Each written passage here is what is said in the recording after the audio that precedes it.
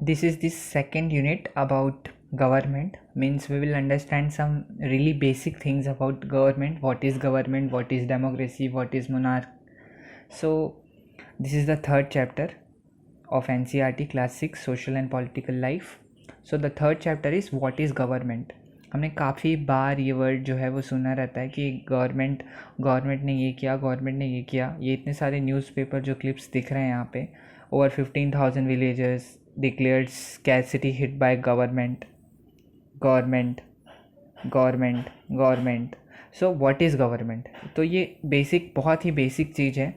तो सबसे पहले ये समझते हैं कि गवर्नमेंट होता क्या है.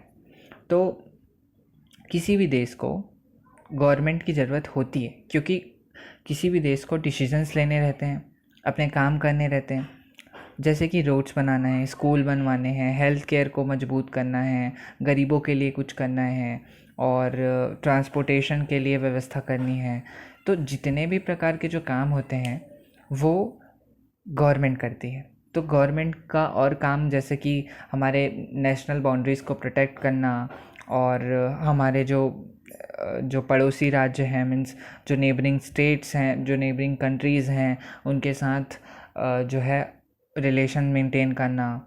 ये सब चीज़, जैसे कि कोई सुनामी आ गया या फिर कोई बाढ़ आ गया या फिर और कुछ जो है जैसे कि पेंडेमिक आ गया लाइक कोविड, तो ये सब को टैकल करने का जो जिम्मा होता है वो गवर्नमेंट के ही कंधे पर होता है. तो जैसे कि लाइक किसी ने कोई क्राइम किया तो उस क्रिमिनल को पनिश करने का काम भी गवर्नमेंट ही करती है.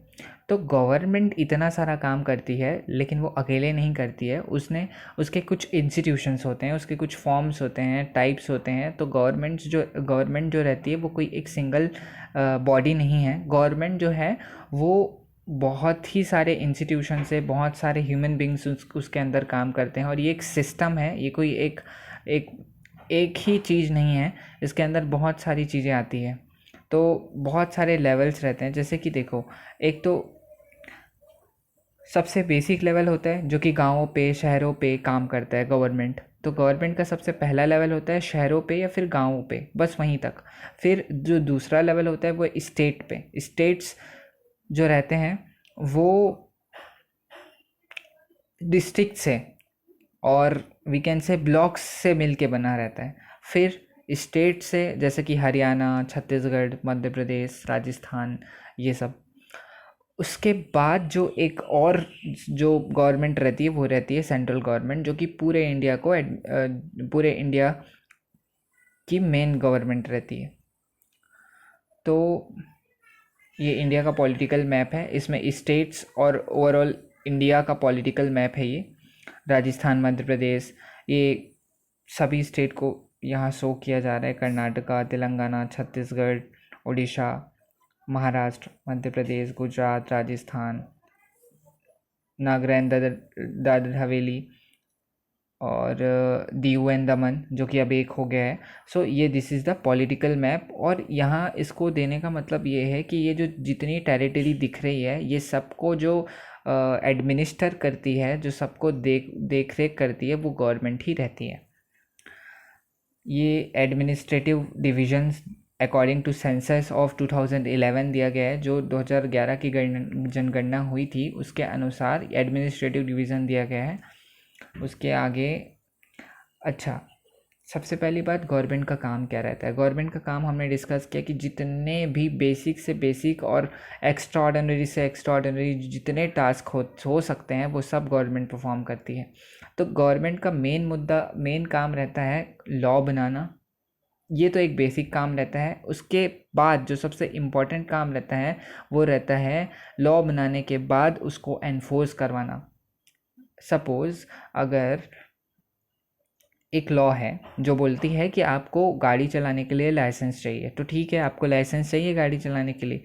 लेकिन अगर आप गाड़ी चला रहे हो बिना लाइसेंस के, तो ये देखना कि कौन गाड़ी बिना लाइसेंस का चला रहा है और उसको पनिश करना जो नहीं चला रहा है, जो लाइसेंस नहीं है जिसके पास, उसको पनिश करना ये भी तो गवर्नमेंट का काम है। तो this is called enforcement. Enforce कराना भी गवर्नमेंट का काम होता है। एनफोर्स कराने के लिए अगर आप देखो ऐसा भी हो सकता है कि कोई लॉ बनी है लेकिन सरकार उसको अच्छे से इम्प्लीमेंट नहीं कर रही है, तो आप उसके खिलाफ प्रोटेस्ट कर सकते हैं। अच्छा, सबसे बेसिक क्वेश्चन ये है कि गवर्नमेंट पहले तो लॉ बनाती है, फिर उसको एनफोर्स करवाती है, तो ये सब पावर उसके पास आता कहाँ से है? गवर्नमेंट के पास पावर आया कहाँ से? तो गवर्नमेंट के पास जो पावर आया वो डिपेंड करता है कि गवर्नमेंट है किस टाइप का। दो प्रकार के बेसिक दो प्रकार के जो है वो गवर्नमेंट हो सकते हैं। एक जो होता है वो मोनार्क और एक जो होता है वो डेमोक्रेटिक। तो अगर डेमोक्रेसी है, अगर किसी देश में डेमोक्रेसी है लाइक इंडिया, यूएसए, अगर वहाँ डेमोक्रेसी है तो जाहिर तौर पे जो लोग हैं वहाँ के वो सोर्स ऑफ पावर होंगे। कैसे? हम कैसे सोर्स ऑफ पावर होंगे? क्योंकि हमने वोट दिया है, हमने अपने रिप्रेजेंटेटिव चुने हैं। सो दैट्स वाई हम डेमोक्रेसी में हैं, मीन्स इंडिया डेमोक्रेटिक नेशन है। तो डेमोक्रेसी के कुछ फीचर्स होते हैं वो हम आगे डिस्कस करेंगे। तो लेकिन सबसे बेसिक चीज़ डेमोक्रेसी में ये होती है कि लोगों से पावर गवर्नमेंट के पास जाता है। गवर्नमेंट के पास जो पावर आता है वो लोगों से ही आता है, क्योंकि गवर्नमेंट जो वहाँ बैठी है वो हम लोगों ने ही चुना है। In a democracy government has to explain is action and defend its action to the people. इसका मतलब अगर हमारी चुनी हुई सरकार हमारे हितों के लिए काम नहीं करती तो फिर हम अगले इलेक्शन में उनको बाहर कर सकते हैं। तो ये डेमोक्रेसी का सबसे बेसिक फीचर होता है। एक और फॉर्म ऑफ जो गवर्नमेंट होता है वो होता है मोनार्की। मोनार्क मतलब किंग या फिर क्वीन, जो भी हो सकता है। तो मोनार्की में क्या होता है कि जो पावर आता है वो ये ऐसा कह सकते हैं कि सीधा सीधा मोनार्क के पास होता है, कोई पावर डिराइव्ड नहीं होता पीपल से। तो जितना पावर है वो रहेगा किंग के पास या फिर क्वीन के पास। हो सकता है कि कुछ उनके पास लोग हों जिनसे वे लॉ बनाने से पहले डिस्कस करें या फिर कुछ इम्प्लीमेंट करवाने से पहले डिस्कस करें, लेकिन अल्टीमेट जो सीधा सीधा पावर रहता है वो मोनार्क के पास ही रहता है। डेमोक्रेटिक गवर्नमेंट क्या होती है? इंडिया डेमोक्रेसी है, ये तो सब जानते हैं, लेकिन इंडिया पहले से डेमोक्रेसी नहीं थी। इंडिया में भी मोनार्क रूल था एक टाइम में, वैसे टुकड़ों में था। हालांकि इंडिया जो थी वो ब्रिटिशर्स की कॉलोनी थी। तो ये जो डेमोक्रेसी आई है इंडिया में वो बहुत ही ज़्यादा स्ट्रगल करने के बाद आई है। जैसे कि हम सब जानते हैं कि 1947 को हमारे देश को आज़ादी मिली। So that's the origin of democracy. So democracy जो है वो एक स्ट्रगल से आया है इंडिया में। सो डेमोक्रेसी की सबसे बेसिक फीचर ये होती है कि डेमोक्रेसी जो होता है वो लोगों से पावर डिराइव करता है। लोगों के पास पावर रहता है कि वे अपने लीडर्स चुन सकें जो उन पे रूल करेंगे, उनके लिए लॉ बनाएंगे और जो समाज है उसको एक व्यवस्थित तरीके से चलाएंगे, means in a more balanced way. सो सबसे पहली बात ये रहती है कि जो पीपल हैं नेशन के वो खुद ही रूल करेंगे, अपने लिए खुद ही रूल बनाएंगे थ्रू अ रिप्रेजेंटेटिव जो कि इलेक्शन से चुन के आते हैं। अब कौन किसके पास राइट होता है कि वोट दे सके? ये देखो बहुत ही ज़्यादा जो था वो अनइक्वल था ट्रीटमेंट इस मामले में। मतलब कुछ लोग वोट दे सकते थे, कुछ लोग नहीं दे सकते थे। इनफैक्ट ऐसा होता था कि जिनके पास ज़मीन है सिर्फ वही वोट दे सकते हैं। Women they can not vote, even the poor people can not vote. So that was the thing. लेकिन अभी ऐसा नहीं है। देखो रिप्रेजेंटेटिव डेमोक्रेसी क्या होता है? रिप्रेजेंटेटिव डेमोक्रेसी का मतलब ये होता है कि हमने अपने एक डेमोक्रेटिक लीडर को चुना। अब वो जो है वो हमारे लिए लॉ बनाएगा और वो सरकार बनाएगा। वो रिप्रेजेंटेटिव जो है वो हमको रिप्रेजेंट करेगा। सो दैट्स द रिप्रेजेंटेटिव डेमोक्रेसी। और रिप्रेजेंटेटिव्स जो होते हैं वो कैसे चुनेंगे? हम इलेक्शन के द्वारा चुनेंगे जाहिर तौर पे। तो जो गवर्नमेंट है वो तब तक डेमोक्रेटिक नहीं कहलाती जब तक वहाँ यूनिवर्सल एडल्ट फ्रेंचाइज नहीं होता। मतलब कि जितने भी एडल्ट्स हैं देश में, वो सबको अलाउड होना चाहिए कि वो खुद अपना जो रिप्रेजेंटेटिव है उसको चुन सकें। लेकिन हमेशा से ऐसा नहीं रहा है। वही मैंने जो आपको बताया कि जो लोग थे पहले, वो कौन, जो जिसके पास प्रॉपर्टी है वो, जो एजुकेटेड है वो, और सिर्फ man, not even women can vote.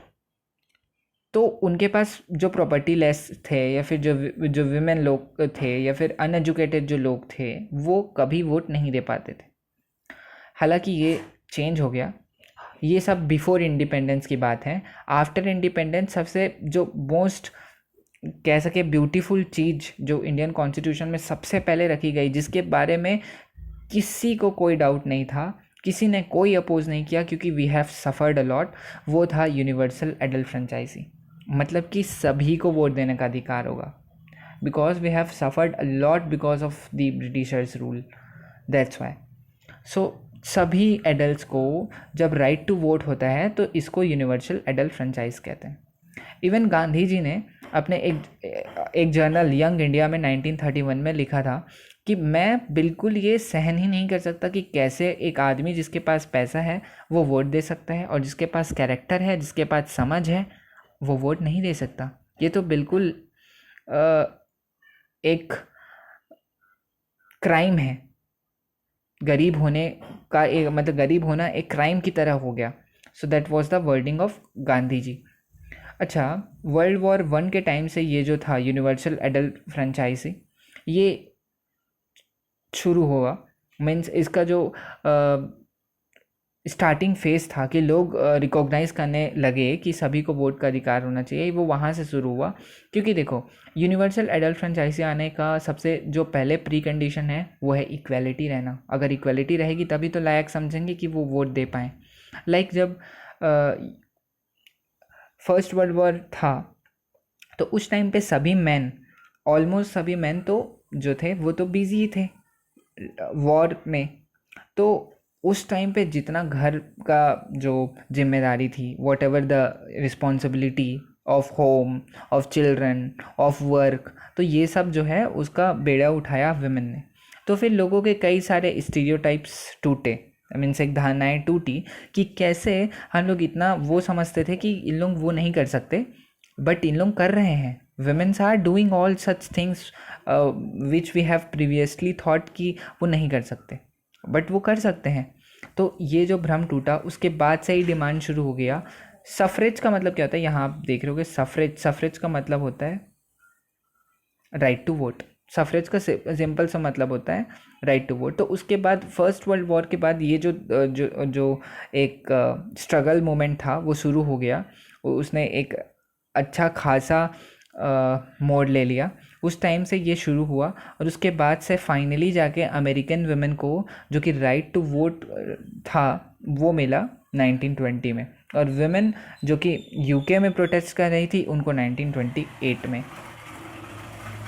तो ये जो पूरा चैप्टर था वो बेसिक गवर्नमेंट के बारे में बात करता है कि गवर्नमेंट होता क्या है, गवर्नमेंट हमारे लिए क्या करती है, गवर्नमेंट क्यों है, गवर्नमेंट के लेवल क्या हैं, क्या गवर्नमेंट सिर्फ एक ही सेंट्रल लेवल पे होती है, या सिर्फ स्टेट लेवल पे होती है, या सिर्फ लोकल लेवल पे होती है। नहीं, तीनों लेवल पे होती है। सो this is the main concept of government कि गवर्नमेंट एकदम सिंपली होता क्या है। गवर्नमेंट में कोर्ट्स, जुडिशरी, एग्जीक्यूटिव, लेजिस्लेचर मतलब जो लॉ बनाते हैं वे सभी आ जाते हैं। ये सब हायर क्लासेस में आएंगे। So this is all that we can learn from this chapter.